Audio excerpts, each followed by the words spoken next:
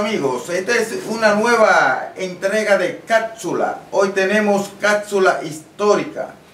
Generalmente el mes de abril es un mes de la patria, es patriótico. La guerra civil dominicana de 1965 constituye uno de los hechos más relevantes en la historia reciente de la República Dominicana. El conflicto se inicia cuando un grupo de oficiales jóvenes se propone restaurar el gobierno constitucional del destituido presidente Juan Bosch. Juan Bosch ha sido el mejor presidente, más democrático y comprometido con los sectores populares de nuestro país. El único defecto que tuvo Juan Bosch fue ser cobarde. En los momentos precisos de las grandes batallas, la grandes luchas y la gran guerra patria, Juan Bosch dijo ausente. Esa fue su única debilidad, pero fue un hombre con las mejores intenciones para defender la patria y para trabajar en beneficio de los sectores marginados de nuestro país. Primer gobierno elegido democráticamente en las urnas tras el ajusticiamiento del dictador Rafael Leónidas Trujillo fue Juan Bosch. El profesor Juan Bosch es derrocado 7 meses después de haberse juramentado en la presidencia de modo constitucional de la República Dominicana. El primer presidente electo democráticamente luego de los 30 años de dictadura de Rafael Leónidas Trujillo.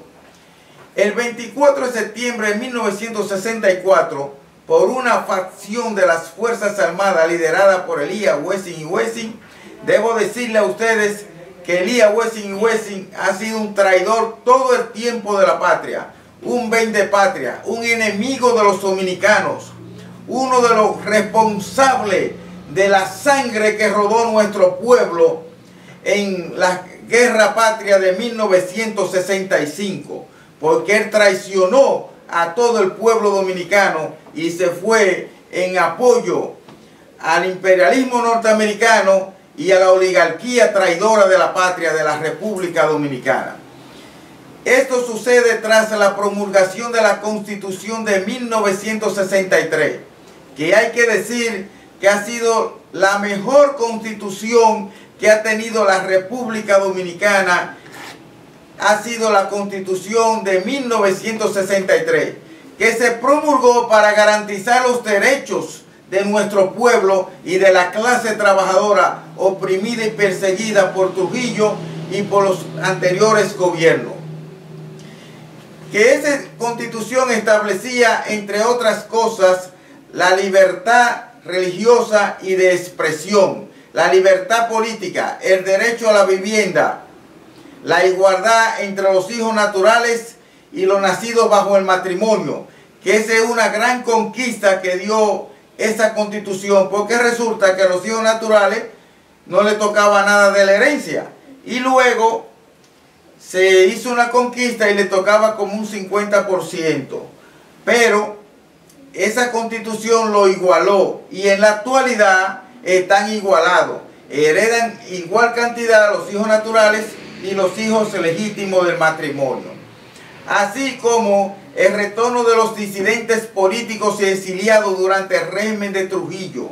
Es decir, que Juan Bosch permitió las grandes libertades del pueblo y gracias a ese gobierno empezó a crecer el movimiento sindical. Eso fue un crecimiento enorme del movimiento sindical, porque entonces se empezaron a hacer sindicatos abiertos y legales, que antes el sindicalismo en la era del Trujillato estaba prohibida. Entonces, además, prohibía además los monopolios, la apropiación de las extensivas tierras y otros tantos proyectos innovadores que provocaron que diversos sectores acusaran al profesor Bosch y a su gobierno de comunista. Asestado el golpe, Bosch sale el exilio a la isla de Puerto Rico. Ese fue el error de Juan Bosch. Como por ejemplo, Salvador Allende resistió hasta las últimas consecuencias en Chile. No se rindió nunca y no abandonó el país nunca. Eso es un ejemplo de defensa constante en los momentos difíciles no echar para atrás. Por eso es que decimos que el único error que cometió Juan Bosch, su único defecto, fue ser cobarde.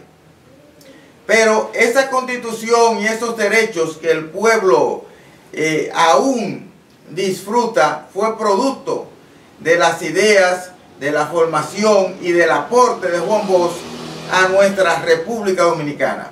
Con el auspicio de los partidos minoritarios que perdieron en las elecciones de diciembre, las Fuerzas Armadas nombran un triunvirato por Emilio de los Santos e integrado por los doctores Ramón Tapia Espinal y Manuel Tavares Espaillá. Ese triunvirato es lo que hace el imperialismo norteamericano donde quiera que da un golpe de Estado. Forma un gobierno provisional y pone a sus secuaces y asesinos que tiene en cada país a nombrar un gobierno provisional de que para que organice elecciones. Eso es lo que hacen. Entonces, aquí con las grandes conquistas que el pueblo tuvo, entonces ahí sucedió que esa oligarquía temerosa, porque aquí tenemos una oligarquía que se ha hecho con el Estado, que es ladrona, que vive del Estado y que toda esa riqueza opulenta que tiene es producto de la corrupción y de robo al Estado dominicano. Así se nutre la oligarquía de aquí y así se nutren también las empresas transnacionales que están en nuestro país. Y como Juan Bosch pretendió y en su gobierno eliminó eso, entonces eso fue lo que produjo el golpe de Estado. Por eso es importante tomar en cuenta que inmediatamente un gobierno revolucionario tome el poder, debe armar al pueblo, preparar al pueblo, instruir al pueblo para la defensa de la soberanía, para la defensa de ese gobierno. Y los gobiernos no se defienden con piedras solamente, sino con el fusil en la mano. Como dijo Ernesto Che Guevara, la paz nace de la punta de un fusil. Y vamos a poner otro ejemplo para ilustrar. ¿Por qué no invaden a Venezuela? Porque es un pueblo que está armado y preparado militarmente. Y por eso Estados Unidos no invade a Venezuela. Y porque es un ejército que está vinculado al pueblo, preparado junto al pueblo para una guerra de larga duración. Si el imperialismo norteamericano inventa con invadir a Venezuela, se llevará una gran derrota. Entonces, ese es el principal objetivo de todo gobierno revolucionario. Para poderse sostener en el poder, solo lo hará si arma y prepara al pueblo para la defensa de esa conquista, y ese pueblo tiene que defender esa conquista.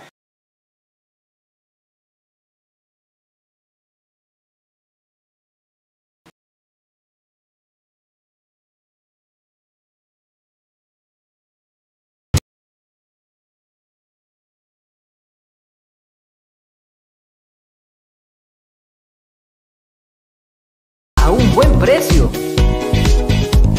Comunícate con nosotros al 809-241-1103.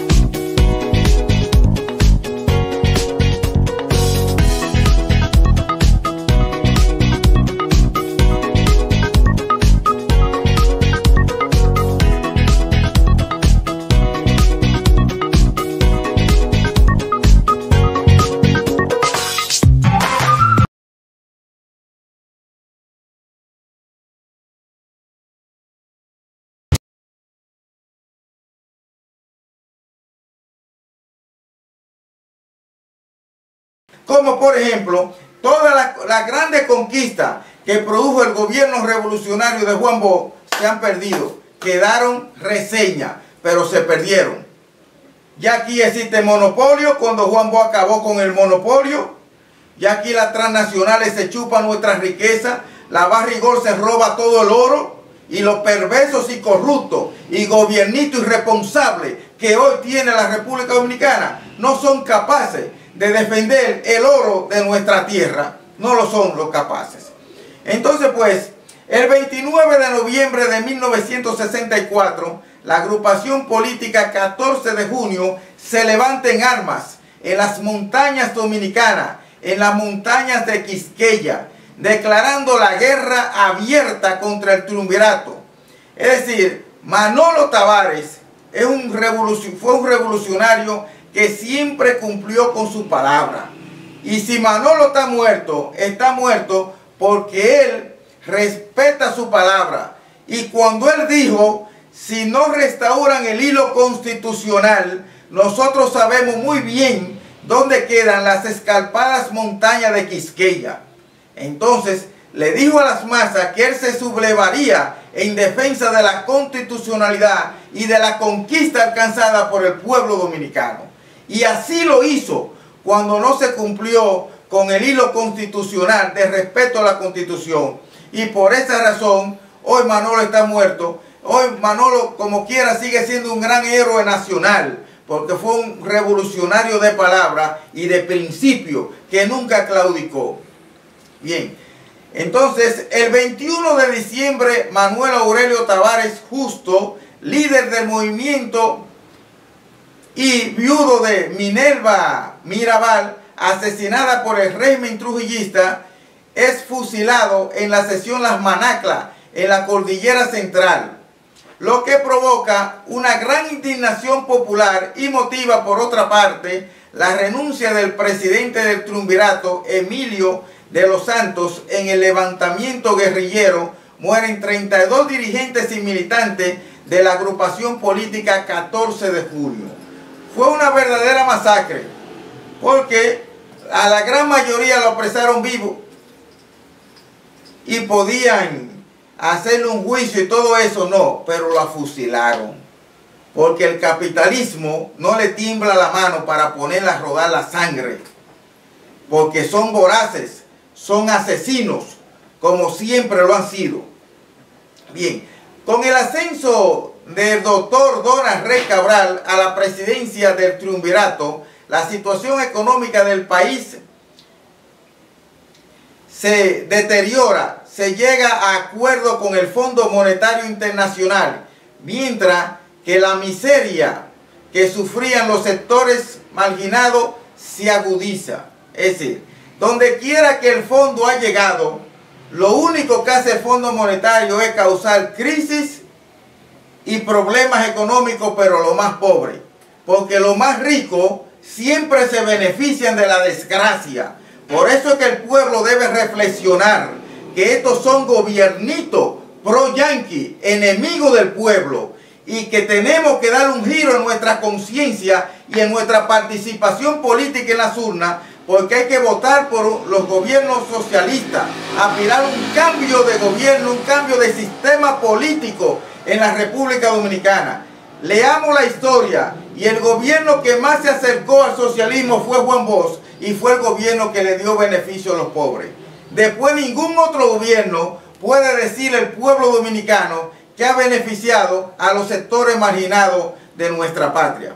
Entonces, por otro lado, la corrupción administrativa motivaron a un grupo de jóvenes oficiales que, bajo la coordinación del brillante coronel Rafael Tomás Fernández Domingo, se sumieran en actividades conspirativas en los cuarteles con el fin de atender el clamor popular, cada vez más poderoso, exigiendo la Constitución del 63 sin elecciones.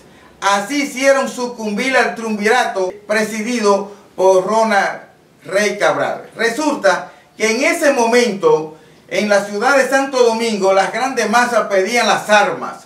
Le pedían al ejército que le entregara las armas.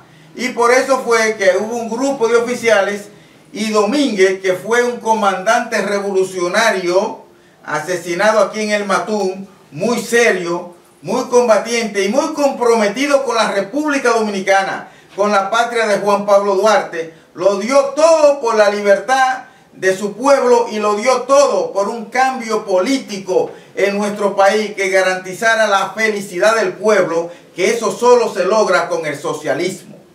El campamento militar 16 de agosto, ubicado en la autopista Duarte, y el 27 de febrero en la margen oriental, se rebelan contra el gobierno de Rey Cabral.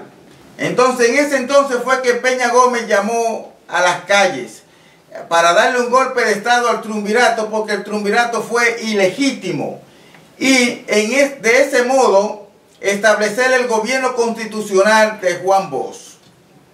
En ese momento, Peña Gómez era revolucionario. Peña Gómez fue un buen hombre. Peña Gómez tuvo las mejores aspiraciones para este pueblo.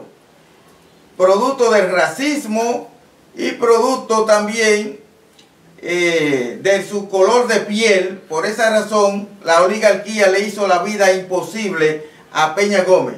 Porque también Peña Gómez tenía otra cosa. Tuvo dos cosas negativas.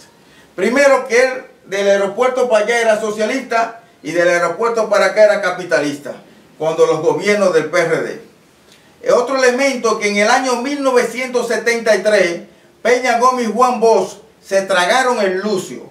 Los dos ocultaron la presencia de Camaño en el país. Y los dos estaban comprometidos a llamar al pueblo e informarle que la guerrilla de Camaño estaba en el país. Y los dos la ocultaron. Y los dos se callaron. Y los dos no hablaron. Esa es una traición del pueblo, tanto por Juan Bosch como por Peña Gómez. Esos son los hechos negativos de Peña Gómez. Pero nosotros entendemos que Peña Gómez tuvo un gran liderazgo y tenía muchas aspiraciones importantes en favor de los más necesitados en nuestro país. Hemos llegado al final de esta cápsula. Esta es la cápsula número 1, porque viene la cápsula número 2, la cápsula histórica número 2. Entonces, pues, hasta la próxima ocasión.